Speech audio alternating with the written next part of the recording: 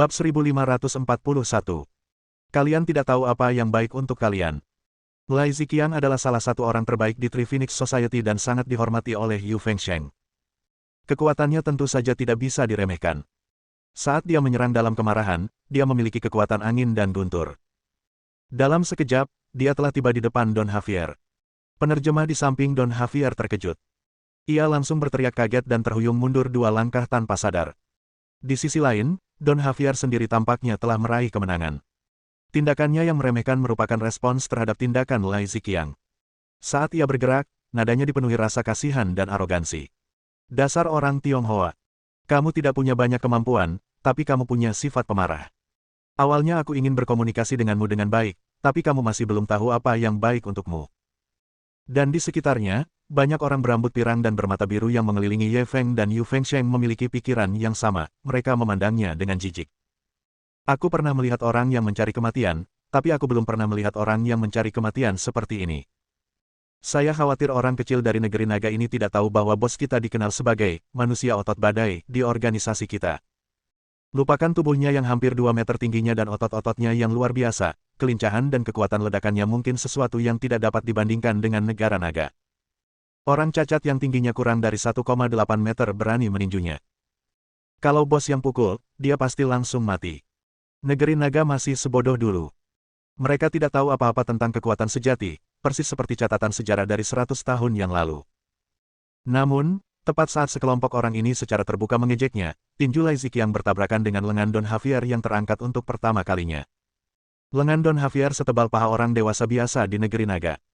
Bahkan jika kepalan tangan Lai Ziqiang sebesar kaca jendela. Rasanya seperti seorang anak kecil meninju lengan seorang pria berotot dengan sekuat tenaganya. Ketika Don Javier melihat ini, dia mungkin ingin memperlihatkan senyum mengejek. Namun, pada saat berikutnya, saat tinju Lai Ziqiang meledak dengan kuat, mereka berdua tercengang. Suara renyah tulang retak segera menyusul. Senyum di wajah Don Javier, yang belum terlihat, menegang. Matanya penuh dengan keterkejutan. Dia secara tidak sadar ingin melakukan gerakan defensif lainnya. Akan tetapi, langkah Lai Ziqiang selanjutnya sudah dipertaruhkan. Pukulan hook kiri lainnya, sebelum dia benar-benar bisa membela diri, telah menghantam dadanya secara diagonal.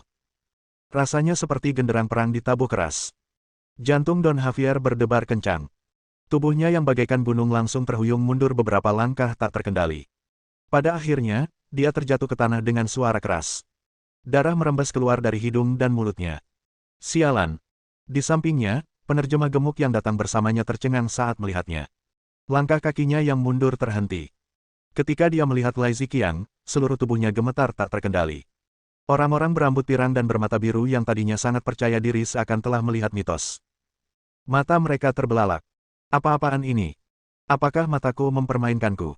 Bos kita benar-benar diterbangkan oleh seorang gadis pendek Cina. Lagi pula, itu hanya satu kali pertemuan tatap muka.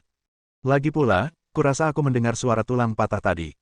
Si pendek dari Cina itu mematahkan lengan bos kita hanya dengan satu pukulan. Apakah dia masih manusia? Sampai Don Javier, yang sedang duduk di tanah, tersadar kembali dan memarahi mereka, apa yang masih kalian bicarakan? Serang mereka bersama-sama dan bunuh mereka. Baru pada saat itulah orang-orang berambut pirang dan bermata biru ini bereaksi, 2 atau 3 dari mereka memandang Ye Feng dan Yu Fengsheng, sementara sisanya menyerbu ke arah Lai Ziqiang. Kemungkinan besar, di mata mereka, Lai Ziqiang adalah kekuatan tempur utama kelompok Ye Feng.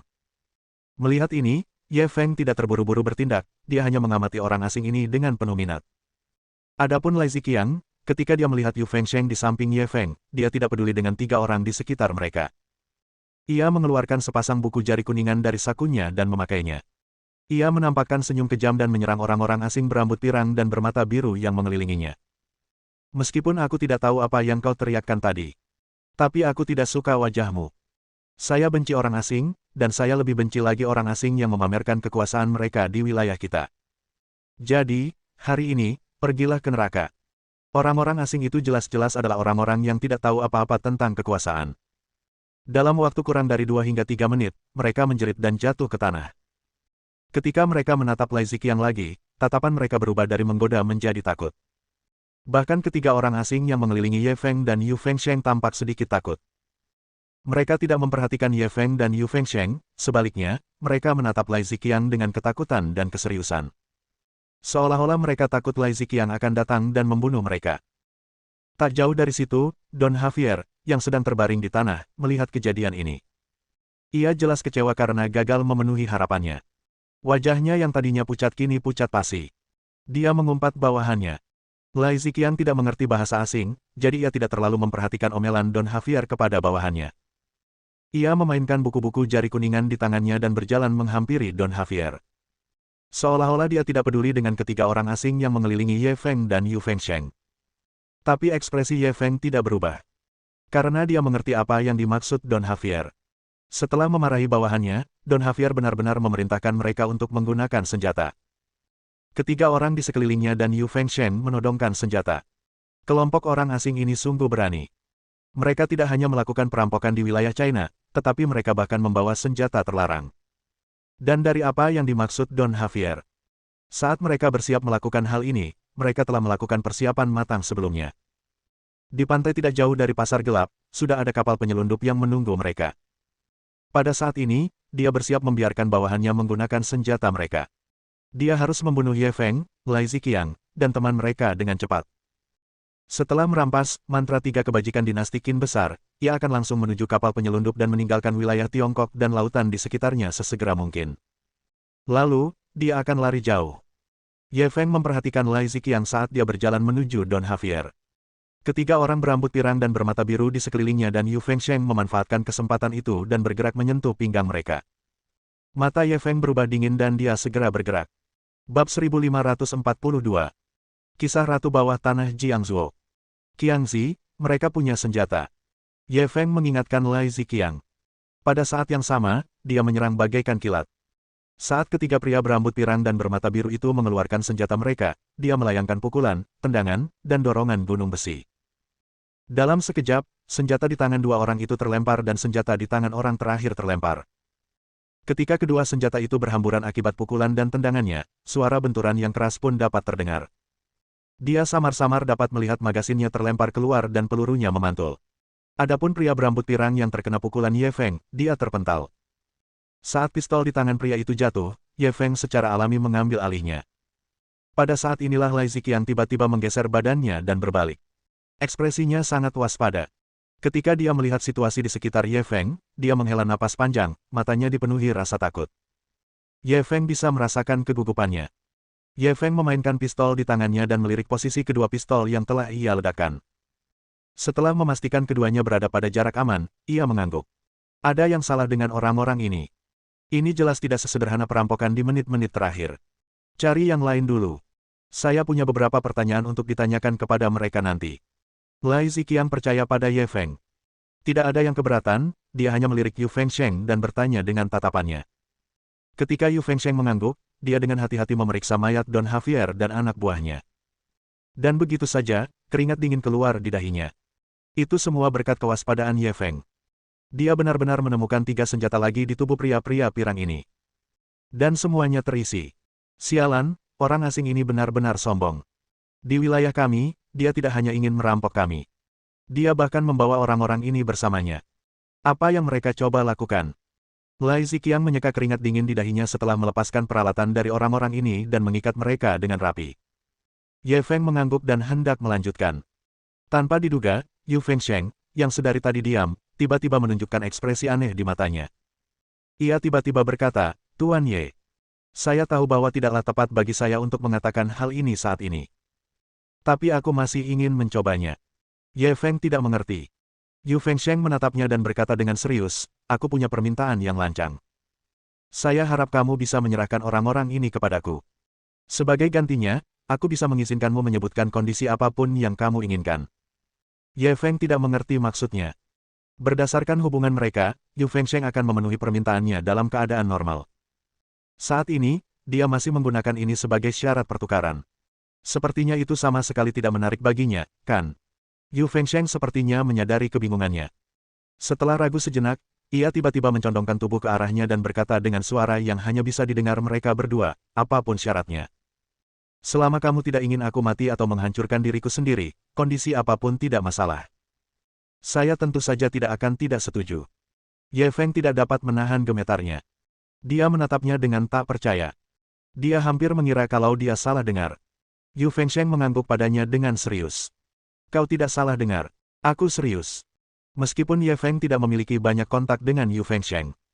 Akan tetapi, dia masih memiliki beberapa pemahaman mengenai bos wanita dari Three Phoenix Society ini. Bos yang rupawan ini jelas bisa disebut sebagai pahlawan, pahlawan wanita, dan ratu dunia bawah tanah Jiangzuo. Dengan status dan kekuasaannya saat ini, dapat dikatakan bahwa sumber daya yang tak terhitung jumlahnya ada dalam jangkauannya. Sekalipun ada beberapa sumber daya yang tidak dapat ia tangani saat ini, selama ia punya cukup waktu, bukan tidak mungkin baginya untuk mendapatkannya. Secara logika, tidak ada apapun di dunia ini yang perlu ia perjuangkan dengan cara apapun. Namun pada saat ini, dia malah membuat janji seperti itu untuk orang asing yang tidak diketahui asal-usulnya. Ye Feng tanpa sadar bertanya, bisakah kau memberitahuku alasannya? Jika aku memberitahumu, apakah kau bersedia membiarkanku berurusan dengan orang-orang ini? Tanya Yu Fengsheng. Kesepakatan ini pasti akan menguntungkanku. Kalau akal sehatmu bisa menggerakkanku, kenapa tidak? Ye Feng tersenyum. Mendengar ini, Yu Fengsheng tampak merasa lega. Setelah berpikir sejenak, dia berkata dengan serius, apakah kamu ingat apa yang baru saja aku katakan tentang asal-usul bekas luka di perut bagian bawahku? Ye Feng mengangguk. Waktu kamu masih sangat muda, kamu dikejar musuh sejauh ribuan mil, kamu berada dalam bahaya berkali-kali, dan akhirnya kamu meninggalkan mereka. Cerita ini sebenarnya sangat panjang. Ekspresi Yu Fengsheng tenang, tetapi badai sedang bergolak di matanya. Asal-usul yang sebenarnya harus diceritakan dari masa yang lebih awal. Saat itu, keluarga saya berada di Kekaisaran Matahari tak pernah terbenam. Orang tua saya saling mencintai dan menjalankan beberapa bisnis di Kekaisaran Matahari tak pernah terbenam. Secara logika, seharusnya saya hidup bahagia. Namun perubahan itu terjadi ketika saya berusia 6 tahun. Saya punya paman yang bertanggung jawab atas masyarakat Tionghoa di Kekaisaran Matahari tak pernah terbenam. Tahun itu, klub mereka mengalami masalah dengan arus kas, jadi mereka meminta bantuan orang tua saya. Keluarga kami selalu memiliki hubungan baik dengan keluarga paman saya. Ketika orang tua saya mendengar bahwa mereka membutuhkan bantuan, mereka tidak terlalu memikirkannya. Mereka meminjamkan sejumlah besar uang kepada keluarga paman saya. Saya tidak menyangka bahwa karena kejadian ini, keluarga kami akan menjadi sasaran organisasi pemakaman, yang selalu menganggap komunitas Tionghoa sebagai duri dalam daging mereka. Saya ingat hari itu dengan sangat jelas. Puluhan pria berpakaian hitam dengan senjata api menerobos masuk ke rumah kami. Semua pengawal kami terbunuh. Setelah itu, orang tua saya menolak permintaan mereka untuk menarik pinjaman sebelum masalah keuangan klub paman saya terselesaikan. Mereka disiksa dan dibunuh. Saya bersembunyi di tempat sampah di rumah. Saya berhasil menghindari bencana untuk sementara waktu. Namun, ketika paman saya dan yang lainnya mendengar berita itu dan seluruh klub keluar untuk membalas dendam orang tua saya masih diperhatikan oleh orang-orang dari organisasi pemakaman. Ketika serikat pamanku dikalahkan, mereka mengirim tim untuk menghadapiku. Saat itu, mereka tidak terburu-buru membunuh saya. Sebaliknya, mereka sengaja mempermalukan dan memprovokasi saya berulang kali. Mereka mempermainkan saya untuk bersenang-senang, seperti pemburu yang mempermainkan mangsanya. Ye Feng tersentuh saat mendengar ini. Dia bisa membayangkan kebrutalan organisasi pemakaman dan situasi Yu Fengsheng saat itu. Ketika Yu Fengsheng mengatakan ini, dia sudah mengendalikan pandangannya dan berbalik menatap Don Javier dan yang lainnya. Tatapannya langsung teralih. Orang-orang ini dari organisasi pemakaman Kekaisaran Matahari tak pernah terbenam. Bab 1543.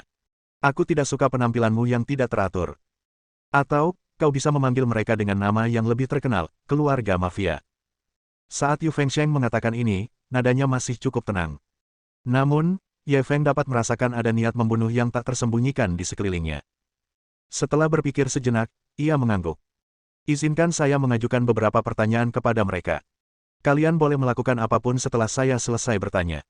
Baru pada saat itulah niat membunuh di sekitar Yu Fengsheng surut. Suaranya menjadi jauh lebih lembut. Terima kasih. Ye Feng balas tersenyum. Bisnis ini menguntungkan, kenapa tidak? Sambil berbicara, ia mengabaikan reaksi Yu Fengsheng dan langsung menghampiri Don Javier. Aku juga punya kesepakatan yang harus kubicarakan denganmu sekarang. Apakah kau tertarik? Don Javier benar-benar terpana dengan keterampilan Ye Feng. Dia menyaksikan Ye Feng berjalan mendekat dengan senyum nakal di wajahnya, membuat tubuhnya gemetar tak terkendali. Bahkan suaranya pun menjadi tidak wajar. Apa yang ingin kau bicarakan? Saya punya beberapa pertanyaan yang ingin saya tanyakan kepada Anda. Ye Feng juga meniru sikap sopannya, dengan senyum lembut di wajahnya. Jika Anda bersedia bekerja sama, saya bisa melupakan apa yang baru saja terjadi. Namun, jika kamu tidak tahu apa yang baik untukmu, maka aku minta maaf. Aku orangnya pemarah. Kalau lagi marah, aku sampai bingung mau ngapain. Don Javier tahu bahwa Ye Feng sedang memberinya rasa obatnya sendiri. Setelah beberapa saat merasa takut, dia menggelengkan kepala. Aku tahu apa yang ingin kau tanyakan. Tapi aku tidak bisa memberitahumu. Kalau tidak, nasibku pasti akan sangat menyedihkan. Ye Feng tidak marah saat mendengar ini. Dia masih tersenyum lebar. Saya sungguh-sungguh bernegosiasi dengan Anda sekarang. Oleh karena itu, saya harap Anda mempertimbangkannya dengan saksama sebelum memberi saya jawaban. Kalau tidak, jika kau benar-benar memprovokasiku, akan terlambat bagimu untuk menyesalinya. Don Javier masih menggelengkan kepalanya tanpa berpikir. Paling buruk, aku akan mati. Itu tidak ada apa-apanya dibandingkan dengan hukuman karena melanggar aturan keluarga. Jadi, sebaiknya kau menyerah saja. Aku tidak akan mengatakan apapun. Baru saat itulah Ye Feng berhenti tersenyum. Lumayan, kamu terlihat seperti orang yang sulit ditaklukkan. Namun, aku sungguh tidak menyukai penampilanmu yang sombong. Sambil berbicara, dia menarik baut pistol di tangannya dan melepaskan tembakan ke paha Don Javier. Don Javier merasakan sakit yang amat sangat hingga seluruh tubuhnya gemetar. Sudah kubilang, yang bisa kau lakukan hanya membunuhku. Sedikit pencegahan ini tidak cukup untuk membuatku takut. Ye Feng tidak menjawab. Dia membidik luka itu dan melepaskan 2 tembakan lagi. Setelah itu, Don Javier kejang-kejang cukup lama dan keringat dingin mengucur di dahinya. Ye Feng terus membidik luka yang sama dan melepaskan 3 tembakan lagi. Itu langsung menembus pahanya. Lalu, saat Don Javier hampir pingsan, ia terus menembak sepanjang tepi lukanya. Pada saat ini, bukan hanya Don Javier sendiri. Bahkan bawahannya di samping merasakan kulit kepala mereka mati rasa. Orang asing berambut pirang ini, meskipun Ye Feng tidak menargetkan mereka, tidak dapat menahan diri untuk tidak buang air kecil di tanah. Mereka menatap Ye Feng dengan ketakutan di mata mereka. Siapa bilang orang Tiongkok semuanya domba jinak? Pria Tionghoa ini iblis. Dia setan. Bahkan penyiksaan paling kejam dalam sejarah Kekaisaran Matahari tak pernah terbenam pun tidak sebrutal ini. Tanpa perlu Don Javier bicara, seseorang langsung terisak dan mengambil inisiatif untuk maju. Tolong, jangan siksa orang seperti ini lagi. Jika ada yang ingin kau tanyakan, tanyakan saja padaku. Aku bersedia memberitahumu apapun. Aku hanya berharap setelah kau selesai bertanya, kau bisa membunuhku dengan cepat. Mendengar ini, Don Javier sangat marah. Wajahnya pucat pasi, seolah hendak memarahi bawahannya. Namun sebelum dia bisa mengatakan apapun, Ye Feng menembak beberapa kali lagi dan memperbesar lubang di pahanya. Kamu tidak ingin lubang di kakimu semakin membesar, kan? Saat dia berhenti menembak, Ye Feng menatapnya tanpa ekspresi. Don Javier merasakan hawa dingin di punggungnya. Kata-kata yang semula ada di ujung lidahnya langsung terhenti. Melihat ini, Ye Feng berhenti menembak dan berbalik melihat orang asing yang lebih bijaksana. Siapa namamu? Al Williams. Pria berjanggut pirang, orang asing yang meminta Ye Feng untuk membunuhnya dengan cepat, berkata dengan suara gemetar. Al Williams. Ye Feng mengangguk. Nama ini terlalu panjang, aku akan memanggilmu William. Jawab pertanyaan pertamaku. Kamu siapa? Kekaisaran Matahari tak pernah terbenam, organisasi pemakaman, cabang keluarga mafia. Al Williams tak ragu. Ketika Ye Feng mendengar bahwa mereka berasal dari organisasi pemakaman Kekaisaran Matahari tak pernah terbenam, dia langsung menoleh ke arah Yu Fengsheng. Seperti yang diduga, tatapan Yu Fengsheng tanpa sadar berfluktuasi pada saat ini. Pertanyaan kedua, apa tujuan kunjunganmu ke negeri naga kali ini?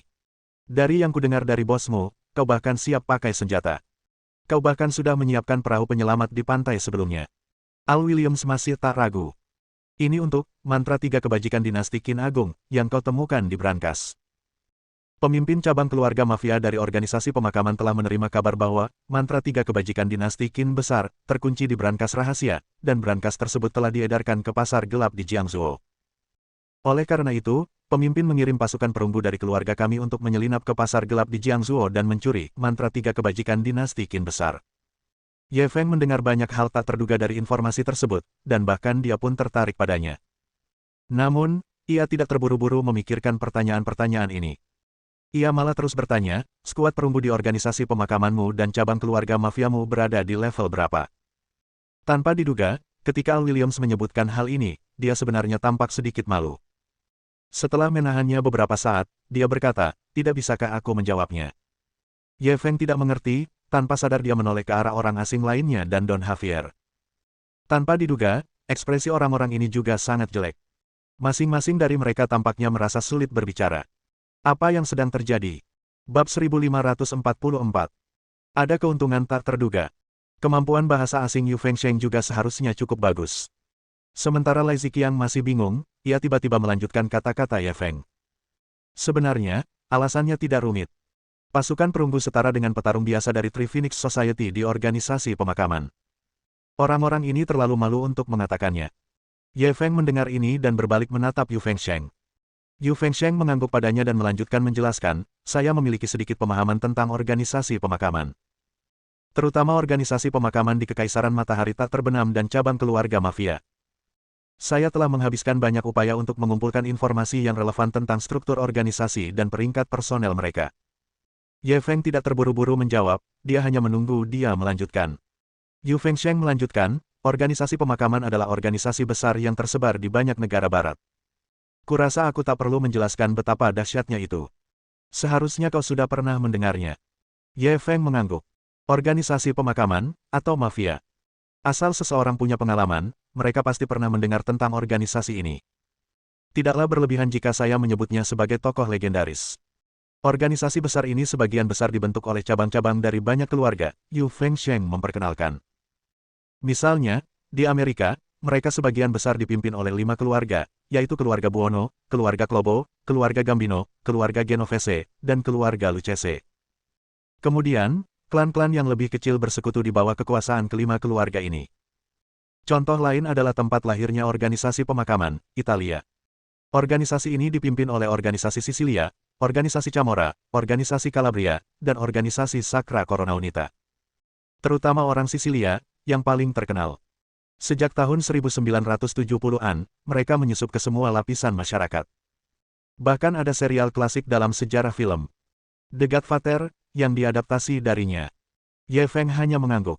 Ya, Yu Fengsheng tidak perlu bertanya lagi. Ia melanjutkan perkenalannya. Dan di Kekaisaran Matahari Tak Pernah Terbenam, organisasi pemakaman sebagian besar dipimpin oleh keluarga mafia. Keluarga ini pada dasarnya terbagi menjadi 2 bagian, satu bagian adalah anggota keluarga, dan bagian lainnya disebut pasangan. Ada sekitar 400 anggota keluarga. Mereka dibagi menjadi bos atau don, penasihat atau consigliere, bos kedua atau wakil bos, komandan atau capo, dan prajurit. Ada hampir 300 prajurit. Sedangkan untuk mitra mereka, yaitu organisasi dan keluarga yang membantu mereka, jumlahnya ribuan atau bahkan hampir 10.000 orang. Orang-orang ini mengatakan bahwa mereka berasal dari cabang keluarga mafia, tetapi sebenarnya mereka adalah mitra keluarga mafia. Hanya Don Javier sendiri yang berasal dari keluarga mafia. Ye Feng hanya mengangguk. Dan Yu Fengsheng juga mulai berbicara tentang poin penting terakhir. Para mitra organisasi pemakaman secara ketat mengikuti hierarki internal organisasi tersebut dalam hal pangkat prajurit atau penjahat. Tingkat terendah, tim petarung yang kekuatannya sedikit lebih kuat dari orang biasa, akan dianugerahi bintang besi dan terdaftar sebagai tim besi. Level normal, sebuah tim pertarungan di mana satu petarung bisa melawan 2 atau 3 orang, dianugerahi bintang perunggu, dan terdaftar sebagai tim perunggu. Level elit, sebuah tim petarung elit yang masing-masing bisa melawan beberapa orang, dianugerahi bintang perak dan terdaftar sebagai tim perak. Tim papan atas, tim super dengan petarung yang masing-masing bisa melawan lebih dari 10 orang, dianugerahi bintang emas, terdaftar sebagai tim medali emas. Tim yang paling luar biasa, yang masing-masing dapat melawan banyak orang, akan dianugerahi bintang kristal legendaris dan terdaftar sebagai tim kristal. Ye Feng mendengarkannya dengan tenang dan melanjutkan, tapi kalau begitu, aku punya pertanyaan baru. Ada apa? Yu Fengsheng tampak bingung. Ye Feng menoleh ke arah Don Javier dan yang lainnya. Karena organisasi pemakaman Kekaisaran Matahari Tak Pernah Terbenam telah mengonfirmasi berita bahwa brankas berisi mantra 3 kebajikan dinasti Qin Agung telah tiba di Jiangzuo, mengapa mereka hanya mengirim tim perunggu? Mereka jelas tahu nilai mantra 3 kebajikan dinasti Qin besar. Ini sesuatu yang nilainya setidaknya 200 juta. Mengapa mereka tidak mengirim tim yang lebih kuat saja?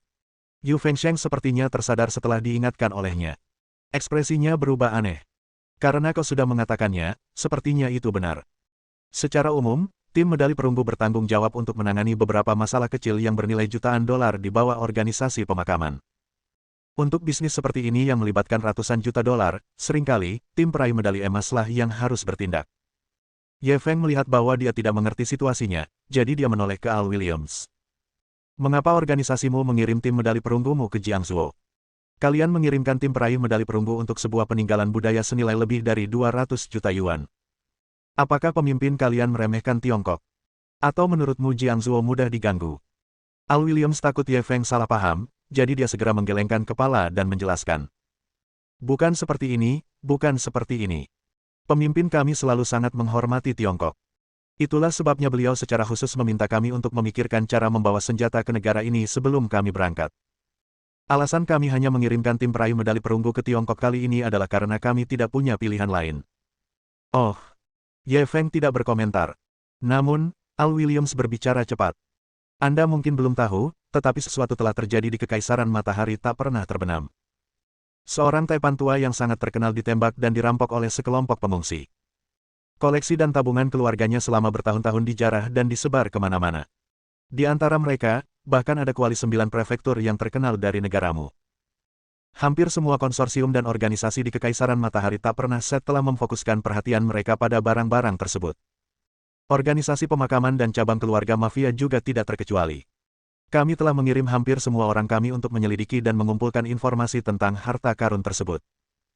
Oleh karena itu, meskipun organisasi tahu bahwa mantra 3 kebajikan dinasti Qin besar telah dipindahkan ke Jiangsu di Tiongkok, pemimpinnya tidak memiliki tenaga untuk digunakan. Ia hanya bisa segera menarik keluar tim kami, yang masih sedikit kosong.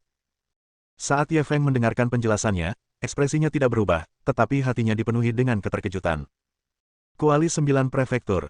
Dia hanya ingin tahu lebih banyak tentang situasi organisasi pemakaman di Kekaisaran Matahari tak pernah terbenam. Dia tidak menyangka akan mendapatkan keuntungan tak terduga seperti itu. Mendapatkan berita tentang Kuali 9 Prefektur X1. Bab 1545. Wanita ini benar-benar tidak sederhana.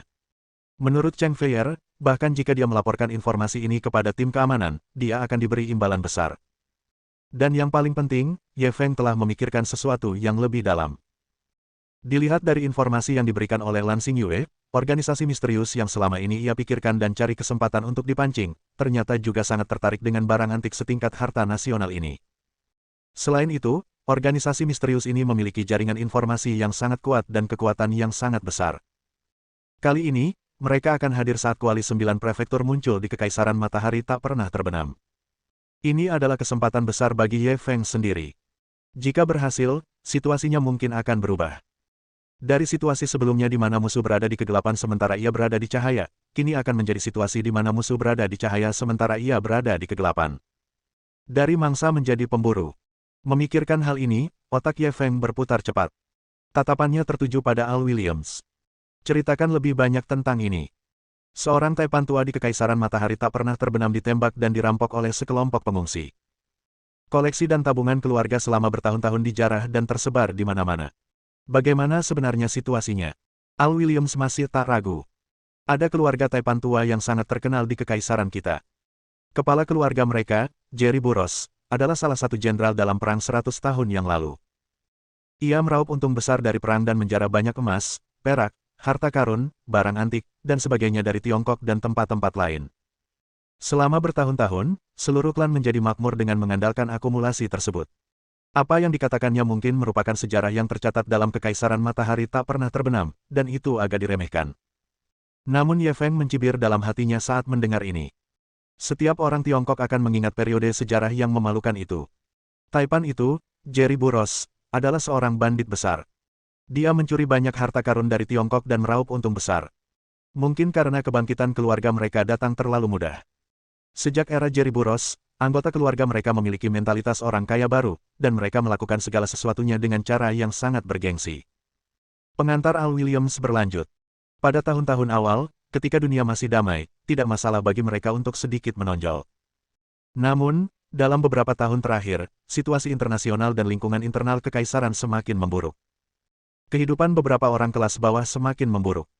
Ketika mereka melihat keluarga Burroughs begitu mencolok dan boros, mereka tak tahan lagi. Minggu lalu, sebuah aliansi ekstrim yang terdiri dari orang-orang kelas bawah, aliansi anti kaya, entah bagaimana berhasil menjangkau para pembantu di keluarga mereka, dan bergabung dengan mereka untuk membunuh dan masuk. Meskipun para petugas segera bergegas ke tempat kejadian, puluhan orang dari keluarga Burroughs tetap menjadi korban. Para perampok juga mengambil sebagian besar harta benda keluarga Buros. Pada hari berita itu tersebar, para pemimpin Kekaisaran Matahari tak pernah terbenam murka. Mereka segera mengeluarkan surat perintah penangkapan tingkat tertinggi. Adapun faksi-faksi besar lainnya, mereka seperti hiu yang telah mencium bau darah dan telah bergerak bersama-sama.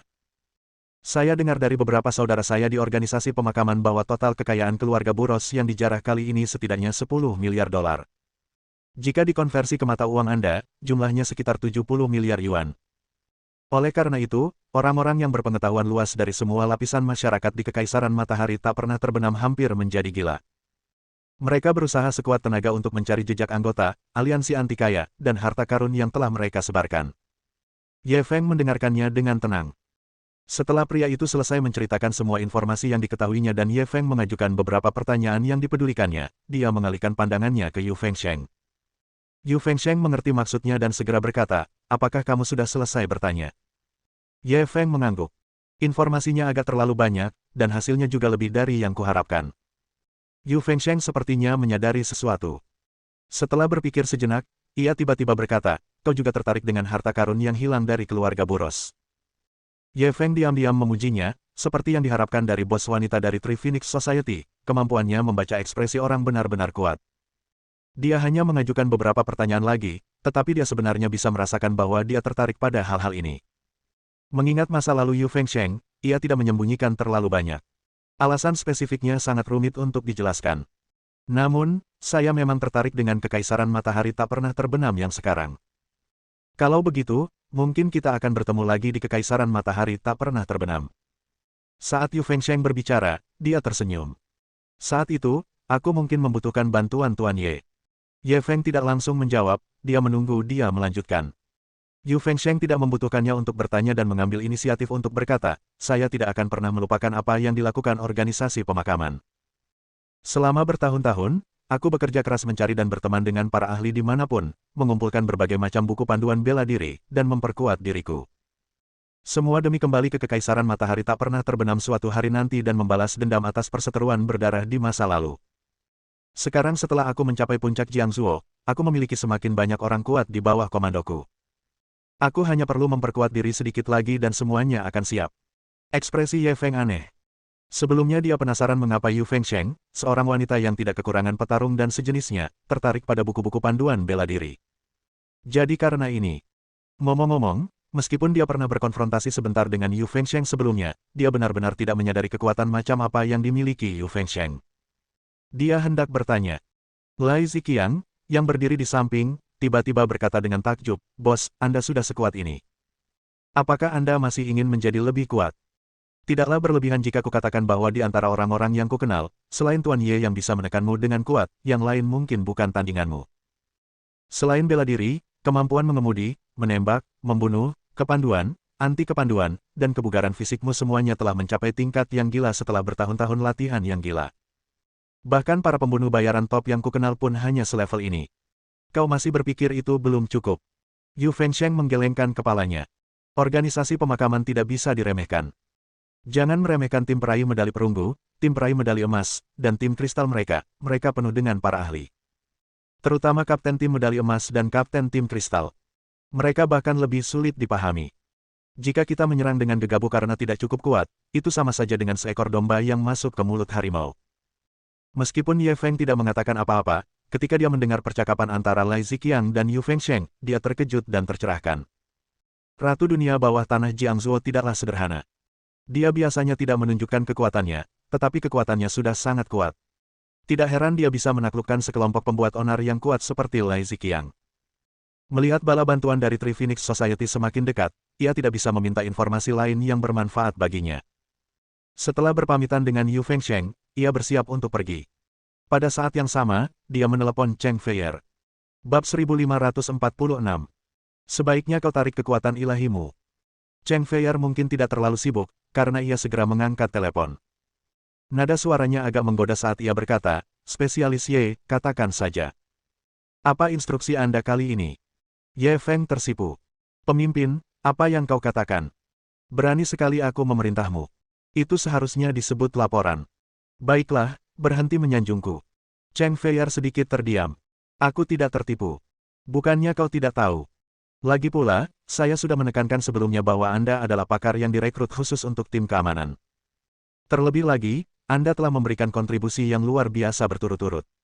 Bahkan petinggi tim keamanan pun harus menghormatimu. Siapa yang bisa memerintahmu?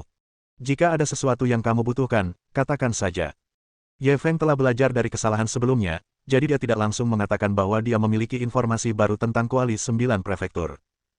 Sebaliknya, dia melanjutkan, pemimpin, Anda mengatakan sebelumnya bahwa saya akan diberi hadiah puluhan juta untuk menemukan informasi tentang Koalisi 9 Prefektur. Apakah itu masih berlaku? Tentu saja sah. Cheng Feier kembali serius ketika menyinggung masalah itu. Benda ini adalah harta nasional. Tidak hanya tim keamanan, tetapi bahkan para pemimpin pemerintahan tingkat tertinggi pun memperhatikannya. Apakah kamu mendapatkan informasi baru tentang Koalisi 9 Prefektur? Ye Feng masih tidak menjawab langsung, katanya santai. Aku keluar untuk bersantai malam ini. Aku membeli brankas rahasia secara iseng, tapi tidak menyangka akan mendapatkan buku berjudul Mantra 3 Kebajikan Dinasti Qin Agung. Petik 1 petik 2. Kau mempermainkanku. Di ujung telepon, Cheng Feier jelas sedikit bingung. Aku membeli brankas rahasia tanpa sengaja, dan akhirnya, aku dapat harta karun. Kau bisa dipukuli dengan mudah kalau bicara seperti ini. Lalu, apa hubungannya ini dengan pertanyaanku? Ye Feng tidak menggubris bagian pertama kalimatnya, ia melanjutkan. Jangan cemas, biarkan aku menyelesaikannya. Oh, kalau begitu katakan saja. Aku mendengarkan, kata Cheng Feier lalu berhenti bicara. Ye Feng mendengar ini dan terus mengarang cerita. Mantra 3 Kebajikan Dinasti Qin besar, dikenali oleh seorang penilai tua di tempat kejadian. Ia terkejut dan berkata bahwa benda ini bernilai setidaknya 200 juta. Lalu, saya menjadi sasaran sekelompok orang asing. Dalam perjalanan pulang, kami hampir dirampok oleh mereka. Kalau begitu, akhir mereka pasti sangat menyedihkan, sela Cheng Feier. Mereka punya senjata. Sambil berbicara, Ye Feng menceritakan betapa berbahayanya hal itu baginya, dan betapa banyak yang harus ia lakukan untuk menaklukkan para perampok itu. Kemudian, lanjutnya, setelah menaklukkan para perampok itu, saya secara tidak sengaja menerima kabar dari mereka. Koalisi 9 Prefektur baru telah ditemukan di Kekaisaran Matahari tak pernah terbenam. Benarkah? Apakah beritanya sudah dikonfirmasi? Nada bicara Cheng Feier jelas bersemangat. Ye Feng menggelengkan kepalanya. Kau sudah begitu mengenalku, apa kau masih tidak percaya padaku? Itu benar sekali. Di ujung telepon yang lain, Cheng Feier terdiam beberapa saat sebelum menjawab, dulu aku percaya padamu. Tapi ceritamu tentang perampasan Kuali Yangzu itu terlalu konyol. Kau hanya menipuku. Jadi, sekarang setelah kamu melakukannya lagi, secara naluriah aku tidak berani mempercayainya sepenuhnya. Kau menyakiti hatiku. Ye Feng langsung berkata dengan nada marah. Aku, Ye Feng, terkenal sebagai pemuda yang jujur dan dapat diandalkan di setiap desa, dan kau bilang aku mengarang cerita untuk membohongimu. Aku memperlakukanmu sebagai pemimpin yang berpikiran terbuka, mitra yang dapat dipercaya, kawan seperjuangan yang dapat kupercayai, dan teman curhat yang telah tidur bersamaku begitu lama. Puff. Cheng Feier jelas tak mampu menahannya lagi. Baiklah, baiklah. Kamu harus menarik kemampuan ilahi milikmu. Kalau begini terus, aku jadi bajingan yang nggak bisa bedain mana yang benar mana yang salah, nggak bisa dipercaya, dan nggak bisa kenal siapa-siapa kalau lagi pakai baju. Aku tidak tahu dari mana kamu belajar kata-kata itu. Aku percaya padamu, oke. Ye Feng tidak menyerah. Mempercayaiku saja tidak cukup. Hatiku sudah terluka olehmu. Aku akan segera ke Jiangzhou untuk menerima Kuali Yangzu. Sekaligus, aku akan bertanya tentang situasi Koalisi 9 Prefektur yang baru di Kekaisaran Matahari tak pernah terbenam. Jika tidak ada masalah dengan informasinya, aku akan berusaha sebaik mungkin untuk membantumu mengajukan lebih banyak hadiah, oke? Cheng Feier jelas memahami emosi Ye Feng, nadanya terdengar tak berdaya. Saya jamin hadiah Anda setidaknya 10 juta lebih. Begitulah adanya. Baru setelah itu Ye Feng kembali normal. Ketika dia mengakhiri panggilan dengan Cheng Feier, dia segera masuk ke mobil dan kembali ke gudang tempat dia menyimpan sementara harta karun dari harta rahasia Raja Siang. Meskipun Lin Qianqian dan Chen Qiusan datang untuk mengantarkan harta karun tersebut, Fuma Jianwu bertugas menerima dan menanganinya. Akan tetapi, tidak masuk akal jika dia bahkan tidak bertemu dengan kedua teman lamanya yang telah datang jauh-jauh ke sini. Dalam perjalanan kembali ke gudang, ia melewati sebuah restoran tua di sisi kiri sungai. Ia bahkan secara khusus menyiapkan sepiring daging babi dongpo, ikan cuka danau barat, ayam pengemis, udang longjing, dan hidangan khas daerah lainnya. Namun, yang tidak disangkanya adalah saat mobil tiba di luar gudang, Ye Feng tidak melihat Lin Qianqian dan Chen Qiusan, melainkan Feng Shaokun yang tampak sedikit kesal. Ada apa? Ye Feng tidak langsung bertanya pada Feng Shaokun, dia menatap Fuma Jianwu yang sedang menjaga gudang untuknya. Fuma Jianwu sedikit gugup. Ia buru-buru berkata, saya baru saja akan melaporkan ini kepada Anda, Tuan. Akibat cuaca yang tiba-tiba berubah, semua penerbangan yang semula menuju Jiangzhou dialihkan ke kota-kota sekitarnya yang jauh dari pantai. Penerbangan Ibu Lin dan Bapak Chen juga terpaksa mengubah rute di udara dan berhenti di Jinling, yang terletak di pedalaman. Mereka tidak bisa menghubungi saya selama penerbangan. Saya baru menerima pesan mereka setelah pesawat mendarat. Begitu. Ye Feng mendengar bahwa karena perubahan mendadak inilah tim Lin Qianqian dan Chen Qiusan tidak bisa tiba sesuai janji. Ia tidak menyalahkannya, ia hanya menggelengkan kepala. Kalau begitu mereka tidak akan bisa menikmatinya. Semua makanan lezat yang kubeli dalam perjalanan ke sini adalah milik kita bertiga. Sambil berbicara, dia mengusap kepala Fuma Jianwu dan memberi isyarat agar dia masuk dan menata meja dan kursi. Pada saat yang sama, dia menyerahkan makanan lezat di tangannya. Lalu, dia menoleh ke Feng Shaokun. Bagaimana situasi di pihakmu? Kenapa kamu tiba-tiba datang tengah malam tanpa mengatakan apapun? Feng Shaokun jelas tak berdaya. Ia ragu sejenak sebelum berkata, sebenarnya, aku tidak ingin melakukan ini.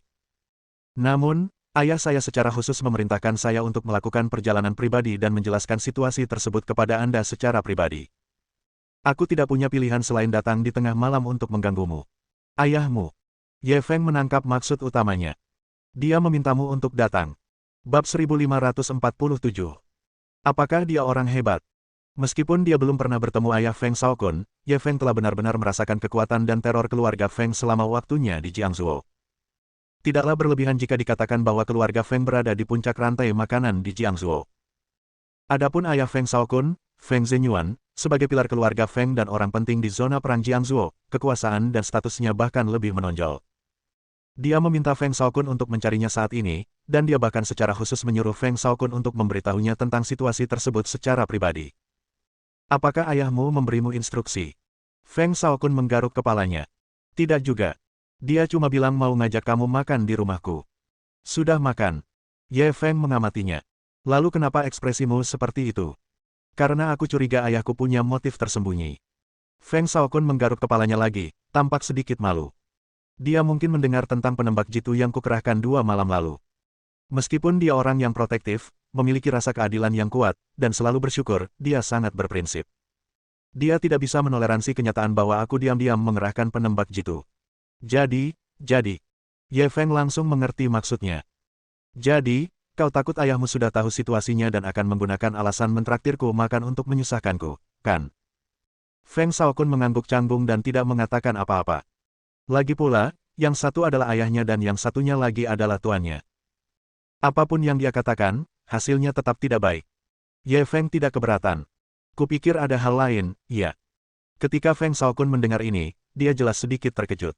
Ayahku tidak mudah dihadapi. Dia bergelar, Jiangzuo Li Yunlong, bahkan orang-orang paling merepotkan di Jiangzuo pun seperti anak kecil yang telah melihat Raja Neraka saat melihatnya. Guru, jangan anggap remeh. Ye Feng melambaikan tangannya dengan santai. Jangan khawatir. Kapan kamu pernah melihat tuanmu bertarung dalam pertempuran yang tidak dia yakini? Katakan saja kapan ayahmu ingin makan bersamaku. Mendengar ini, Feng Shaokun merasa masuk akal. Setelah berpikir sejenak, ia berkata, besok jam 11.30 di rumahku. Alamatnya adalah zona perang Jiangzhou, kompleks zona perang A01. Hubungi saya terlebih dahulu saat Anda tiba di gerbang wilayah operasi Jiangzhou besok. Saya akan menjemput Anda. Ye Feng memberi isyarat, oke, dan berkata, aku baru saja membawa makan malam, mau makan bersama. Feng Shaokun segera melambaikan tangannya. Terima kasih atas undangannya, Tuan, tapi kurasa aku tidak akan melakukannya. Ayahku masih menunggu laporanku. Jika aku pulang terlambat, aku akan dimarahi lagi. Ye Feng tidak memintanya untuk tinggal. Setelah berpesan agar berhati-hati di jalan, Ye Feng melambaikan tangan dan memasuki gudang. Pada pukul 11 keesokan harinya, ia mengenakan seperangkat pakaian yang relatif formal dan langsung menuju zona perang Jiangzhou. Lagi pula, dia datang ke sini untuk menemui petinggi zona perang Jiangzhou. Lagi pula, Ye Feng pergi untuk mendapatkan beberapa informasi tentang Feng Zhenyuan tadi malam. Dia menyadari bahwa orang besar ini layak dihormati. Selama bertahun-tahun di wilayah operasi Jiangzhou, Feng Zhenyuan tidak hanya melakukan banyak perbuatan baik tetapi juga memperoleh reputasi baik di wilayah operasi. Satu-satunya orang yang pernah dikritik sebelumnya adalah putranya, Feng Shaokun. Dia agak nakal dan arogan. Oleh karena itu, sebagai bentuk penghormatan, ia mengenakan pakaian yang relatif formal. Ketika mereka hendak mencapai Jiangzuo, dia menelepon Feng Shaokun untuk memberitahunya tentang situasi tersebut. Adapun Feng Shaokun, dia tetap efisien seperti biasa. Ye Feng baru saja selesai menelepon ketika Feng Shaokun mengirim pesan yang mengatakan bahwa dia sedang menunggu di pintu masuk zona perang. Ye Feng tersenyum dan tidak mengatakan apapun. Dia hanya melihat ke arah zona perang Jiangzuo dari jauh. Pada saat itu, gerbang megah zona perang Jiangzuo sudah terlihat. Di luar gerbang tampak barisan penjagaan kosong. Di luar barisan penjagaan, terdapat papan nama mencolok bertuliskan, area medan perang, dilarang masuk. Di balik papan nama itu, ada beberapa penjaga yang berdiri di gerbang dan pos jaga zona perang Jiangzuo. Mereka berdiri tegak dan membawa senjata panjang di punggung mereka. Ketika taksi Ye Feng mendekat, mereka langsung menoleh. Sopir taksi itu jelas agak takut dan segera berhenti di depan rambu peringatan. Bung, area di depan itu tempat penting di zona perang. Kita tidak bisa masuk dengan mobil. Saya benar-benar minta maaf. Ye Feng tentu saja tahu bahwa dia turun dari mobil. Dia tersenyum pada pengemudi itu dan berkata, saya mengerti. Sambil berbicara, dia membayar ongkos dan hendak membuka pintu mobil untuk keluar. Tanpa diduga, sebelum ia sempat berbuat apa-apa, sosok yang dikenalnya sudah berlari menghampiri dan berinisiatif membantunya membuka pintu mobil di sebelah kanannya. Tuan. Ye Feng dapat melihat dengan jelas bahwa itu adalah Feng Shaokun. Melihatnya dengan hati-hati menjaga pintu depan dan mengundangnya keluar dari mobil, ia langsung tersenyum. Kenapa kamu begitu sopan? Kau tuanku. Bukankah seharusnya aku? Namun, Feng Shaokun bersikap seolah-olah itu hal yang wajar. Ye Feng tidak berkata apa-apa lagi, dia langsung turun dari mobil. Orang luar mengatakan bahwa satu-satunya hal yang dikritik terhadap Feng Zhenyuan adalah kegagalannya mengajar Feng Shaokun. Namun, menurutnya, Feng Shaokun adalah orang baik. Dia jelas terlahir dari keluarga kaya, tetapi dia tidak melakukan kejahatan atau menindas yang lemah. Kelemahan terbesarnya adalah dia tidak melakukan pekerjaannya dengan benar, suka bermain-main, dan sedikit arogan. Hal itu sama sekali tidak memengaruhi atau mengganggu orang biasa. Dibandingkan dengan para pewaris generasi kedua yang juga terlahir dari keluarga kaya, namun kerap berbuat curang kepada ayahnya, menindas yang lemah, dan berlaku tiran, dia benar-benar orang yang baik. Yang terpenting, Feng Shaokun memiliki rasa keadilan yang kuat. Ia mampu membedakan yang benar dari yang salah, dan ia tahu bagaimana caranya bersyukur. Dari segi kepribadian, dapat dikatakan dia sangat sehat dan bahkan saleh. Setelah Ye Feng turun dari mobil, Feng Shaokun masih setengah langkah di belakangnya, sengaja atau tidak sengaja, mempertahankan sedikit perbedaan status. Ye Feng mendesah dalam hatinya. Hanya pada titik ini saja, pewaris generasi kedua yang tak terhitung jumlahnya bahkan tidak dapat mengejar. Orang harus tahu bahwa ini adalah medan perang Jiangzuo, wilayah Feng Shaokun. Di sini, kenalannya ada di mana-mana, dan orang lain sangat menghormatinya. Namun, dia mampu menurunkan pendiriannya di depan begitu banyak wajah yang dikenalnya. Kurasa ayahmu akan berterima kasih padaku terlebih dahulu. Ye Feng tanpa sadar memuji. Lagi pula, kamu sudah tumbuh pesat selama kurun waktu ini. Feng Shaokun mendengar pujian Ye Feng dan merasa sedikit malu. Namun, pengemudi taksi di belakang mereka, terutama beberapa penjaga yang berjaga di pintu masuk teater operasi Jiangzuo, semuanya tercengang. Melihat Feng Shaokun dan Ye Feng yang berjalan di depan Feng Shaokun, mereka tercengang. Sial, dia mungkin orang yang sangat hebat. Bab 1548. Ada lebih banyak aturan di sini. Sopir taksi itu dapat mengetahui secara kasar bahwa Feng Shaokun bukanlah orang biasa berdasarkan pengalamannya mengemudi selama bertahun-tahun dan pengalaman yang tak terhitung jumlahnya. Karena itu, tanpa sadar dia memperlakukan Ye Feng yang dihormati Feng Shaokun sebagai orang penting. Namun, penjaga di gerbang teater operasi Jiangzuo berbeda. Mereka semua sangat mengenal Feng Shaokun. Tidaklah berlebihan jika dikatakan bahwa Feng Shaokun adalah pewaris generasi kedua teratas di teater operasi Jiangzuo. Sebelumnya, mereka hanya melihat beberapa orang garang di medan perang Jiangzuo yang dengan hati-hati berusaha menyenangkan Feng Shaokun. Ini pertama kalinya mereka melihat tuan muda ini memperlakukan orang lain dengan begitu hormat. Tanpa disadari, beberapa penjaga yang bertugas tak kuasa menahan diri untuk saling bertukar pandang. Saudara-saudara, apakah ada di antara kalian yang mengenal bos besar di depan Tuan Muda Feng? Mengerikan sekali. Dia benar-benar bisa membuat Tuan Muda Feng begitu hormat. Jika ini bocor, pasti akan menjadi berita besar. Orang besar yang terlihat seumuran dengan Tuan Muda Feng ini mungkin memiliki latar belakang yang mengerikan. Dia dan Tuan Muda Feng sepertinya sedang berjalan mendekat. Semuanya, cepatlah tenang. Jangan sampai ada yang menyadari ada yang salah. Ye Feng tentu saja tidak tahu bahwa karena rasa hormat Feng Shaokun, dia telah menjadi orang penting di mata para penjaga zona perang Jiangzuo. Ketika dia berjalan ke medan perang Jiangzuo bersama Feng Shaokun, dia mengira bahwa dirinya akan diinterogasi dengan sangat ketat. Tanpa diduga, setelah pemeriksaan rutin yang sederhana, para penjaga membiarkannya lewat. Sebelum mereka membiarkannya pergi, mereka bahkan membungkuk padanya dengan serius. Ye Feng tertawa. Setelah memasuki zona perang Jiangzuo, ia menoleh ke arah Feng Shaokun. Orang luar bilang zona perang itu area terlarang, dan penjaga keamanan di sini sangat mengintimidasi. Kenapa aku merasa itu tidak benar? Para penjaga di teater operasi Jiangzuo sangat ramah. Meskipun saya masih diinterogasi secara rutin, itu tidak seseram yang dikatakan rumor. Feng Shaokun juga terbiasa dengan penjaga yang membiarkannya masuk. Ia menggelengkan kepalanya tanpa sadar. Mungkin itu hanya rumor. Ngomong-ngomong, aku juga merasa para penjaga di wilayah operasi Jiangzuo punya sikap yang baik. Tidak ada yang menakutkan tentang hal itu. Ye Feng mengangguk, setelah mengobrol dengan Feng Shaokun, dia mulai mengamati situasi di zona perang. Sejujurnya, sebagai seorang pemuda di abad baru, dia cukup penasaran dengan tempat seperti itu. Ini adalah pertama kalinya dia melangkah ke area terlarang seperti itu, dan dia punya firasat aneh. Namun, setelah melihat-lihat, dia menyadari mengapa tempat itu disebut daerah terlarang di wilayah operasi. Hanya dengan melihat beberapa area sebentar, Ye Feng bisa merasakan beberapa pasang mata berkumpul di sana. Beberapa tatapan bahkan membuatnya merasakan aura berbahaya. Terutama ketika mereka berada di dekat halaman Feng Shaokun, situasinya menjadi lebih jelas. Sesampainya di kawasan permukiman pejabat tinggi, yang juga merupakan kompleks zona perang legendaris, dalam perjalanan menuju rumah Feng Shaokun, Ye Feng dapat merasakan bahwa keamanan di sekelilingnya sangat ketat, hampir sampai pada titik kegilaan. Peralatan pengawasan ada di mana-mana, dan ada tim patroli di hampir setiap arah dalam jarak 50 meter dari area pemukiman. Di pintu masuk kawasan pemukiman, tampak 4 pendekar berotot. Keempatnya memiliki dahi yang lebar, postur yang kokoh, dan esensi, ki, serta jiwa mereka yang penuh. Mereka bagaikan 3 gunung yang menjaga pintu masuk. Mereka juga dipersenjatai dengan peluru tajam, memberikan perasaan yang sangat menindas.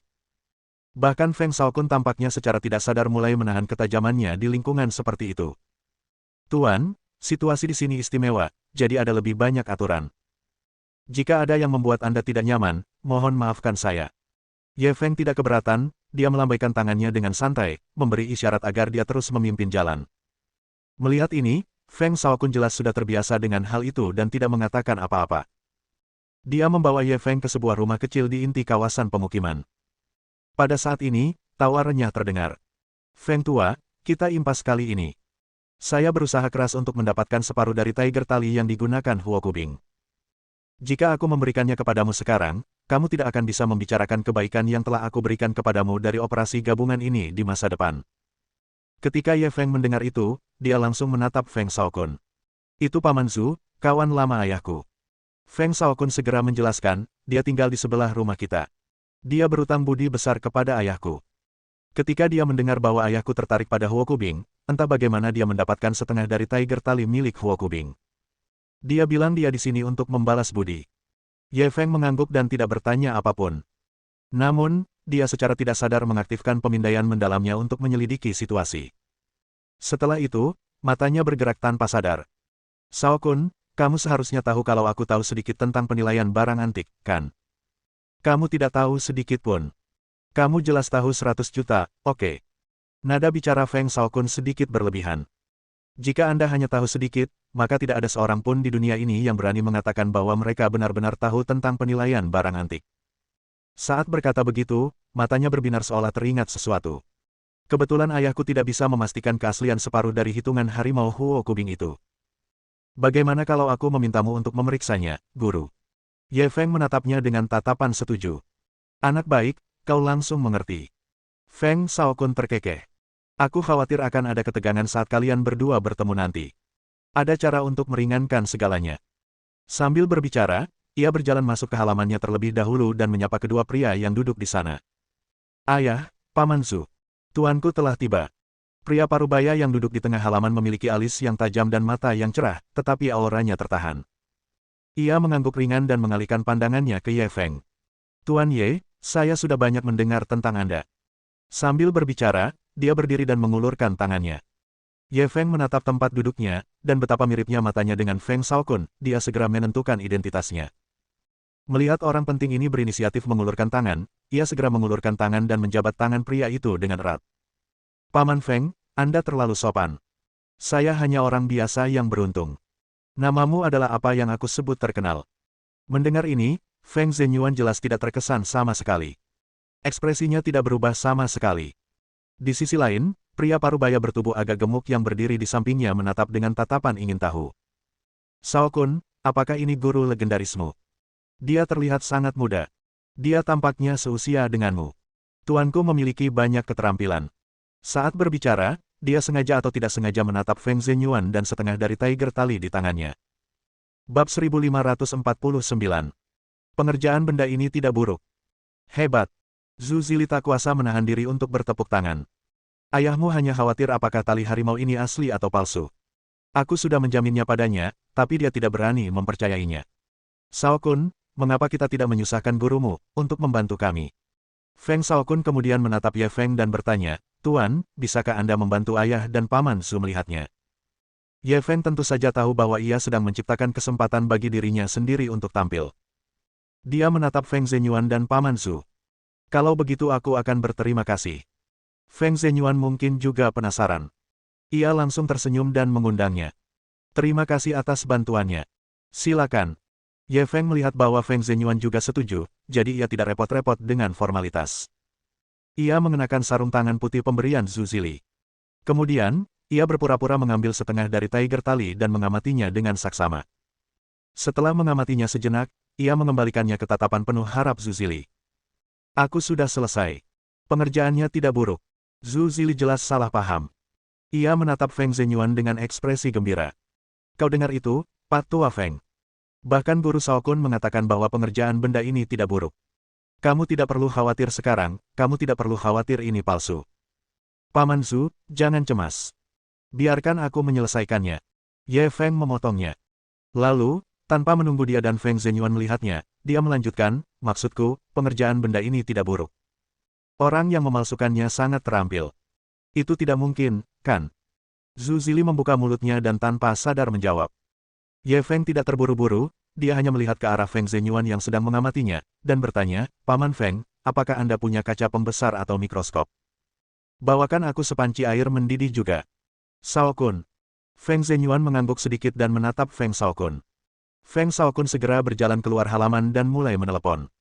Ye Feng melihat ini dan menjelaskannya kepada Feng Zhenyuan dan dua orang lainnya.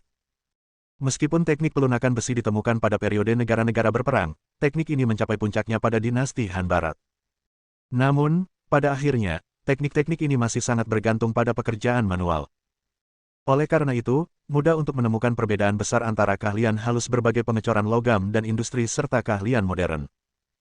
Perbedaan-perbedaan ini mungkin tidak terlihat oleh mata telanjang, tetapi setelah penutupnya dibuka dan diperbesar, tidak ada yang perlu disembunyikan. Ketika Feng Zhenyuan mendengar ini, dia jelas tertarik, dan tatapannya berfluktuasi. Namun, Zhu Zili tampaknya telah kehilangan kepercayaan dirinya. Suaranya jauh lebih lembut. Sebelum benda ini dikirim, saya meminta banyak teman di lingkaran penilai barang antik untuk membantu saya memeriksanya.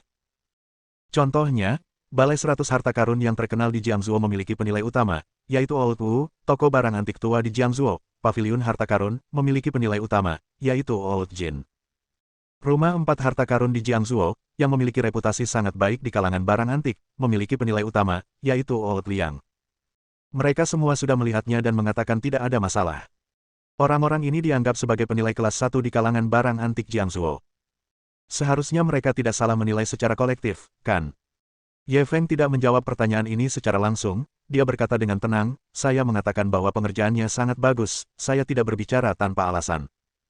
Pemalsu yang menciptakan separuh dari tiger tali ini pastilah seorang ahli dalam penilaian barang antik.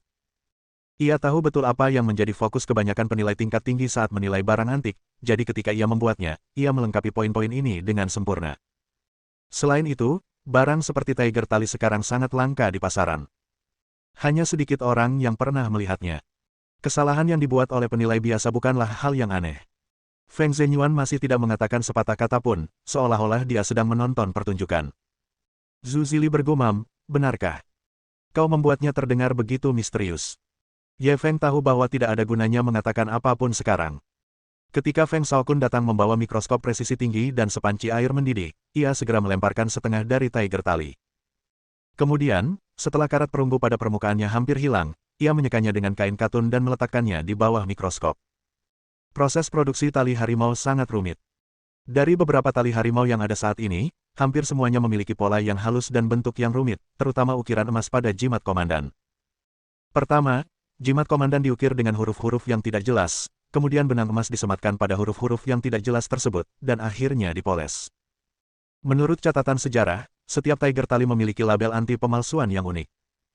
Misalnya, pada sambungan kedua bagian tiger tali, seringkali terdapat kata-kata khusus. Contoh lain adalah tiger tali karya Qin Shi Huang.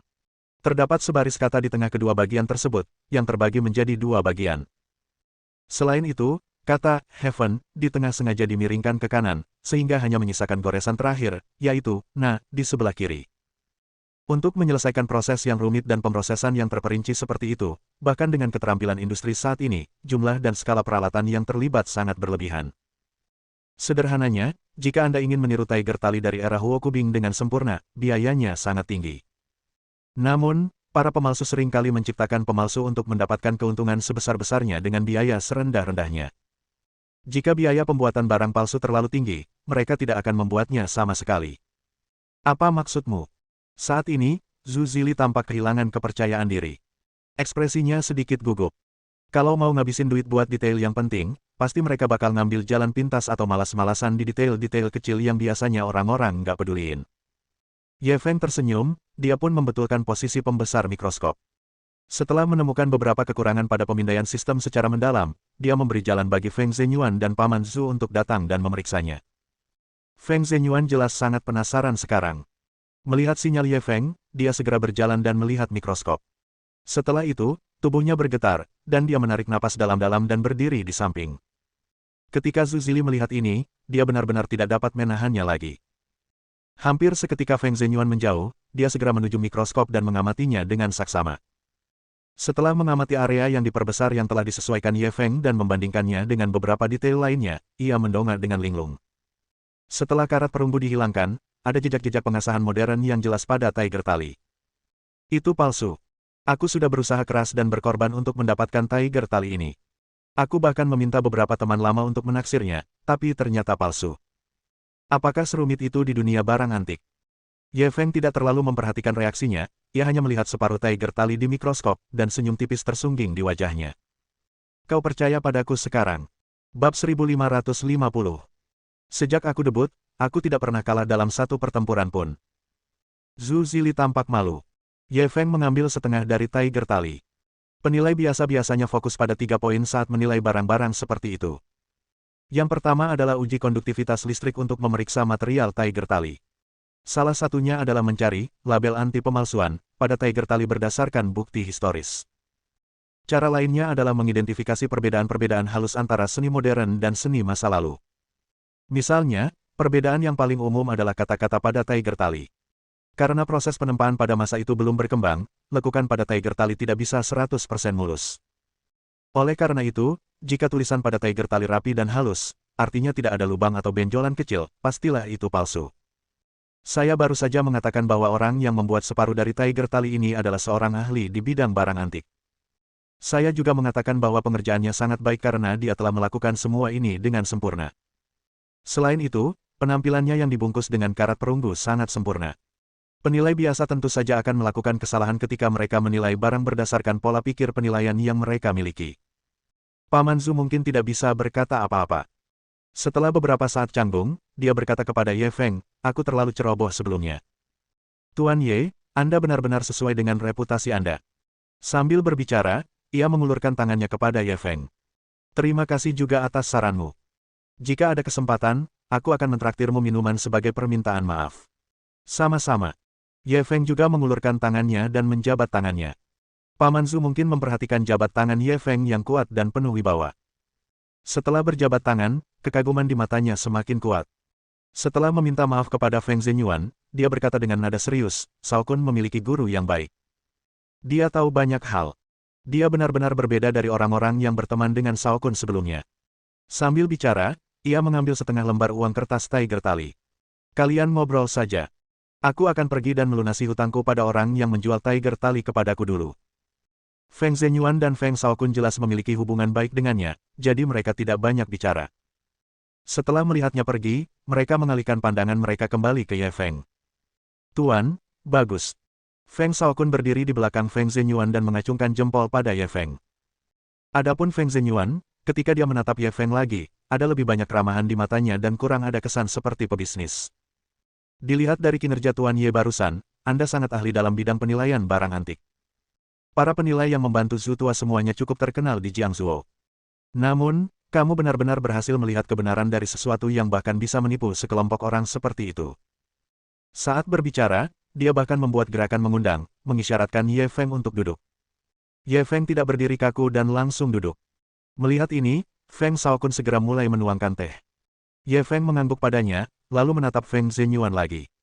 Aku tidak berani mengatakan bahwa aku memiliki prestasi besar, tetapi aku tidak pernah kalah dalam industri barang antik. Feng Zhenyuan terkejut dengan jawaban Ye Feng, dia menghentikan langkahnya mengangkat cangkir tehnya. Akan tetapi, baru beberapa saat kemudian dia kembali tenang, dia menatap Ye Feng dan tersenyum.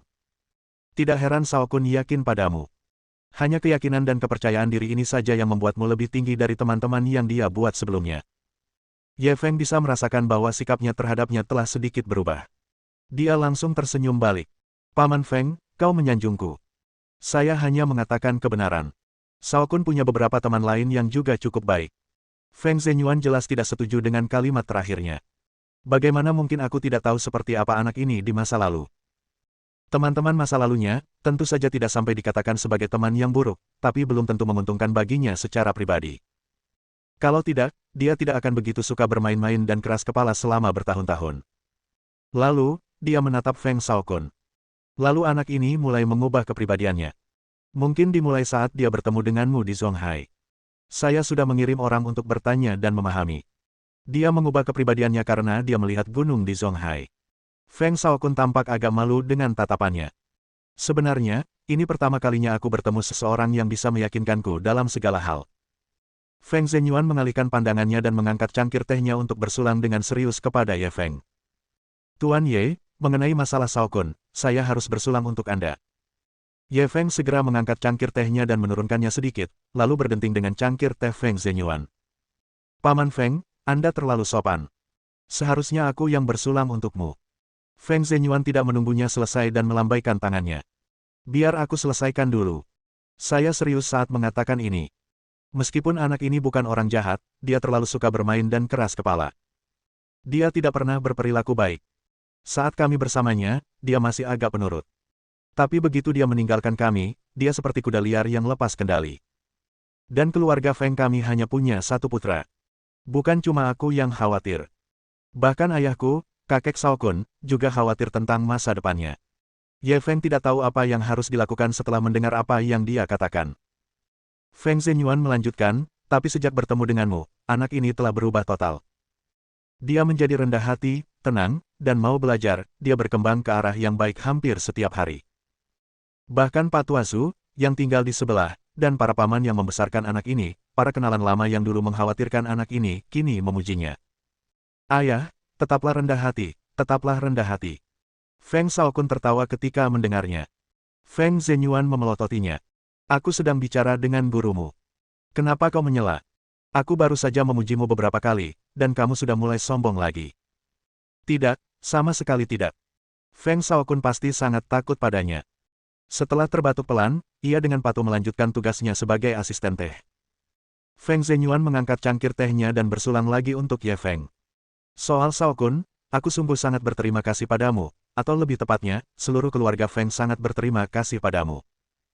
Berdasarkan bantuan ini, jika kamu membutuhkan bantuan kami di masa depan, kamu bisa langsung bertanya. Selama itu tidak menyangkut masalah prinsip, keluarga Feng saya tidak akan keberatan.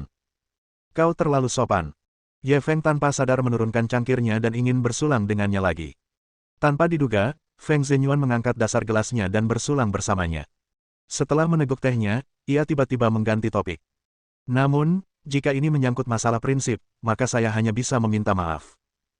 Misalnya, Saat kau meminta Shaokun untuk diam-diam memobilisasi sekelompok penembak jitu untuk keluar. Mohon dukungan dari omom ante-ante sekalian, buat subscribe atau sharekan novel Mimin ke Facebook kalian, agar channel Mimin bisa terus berkembang. Dengan begitu, Mimin bisa lebih semangat untuk up novel seru lain ke depannya. Buat teman-teman yang sudah subscribe dan sharekan novel Mimin, Mimin ucapkan terima kasih sebanyak-banyaknya.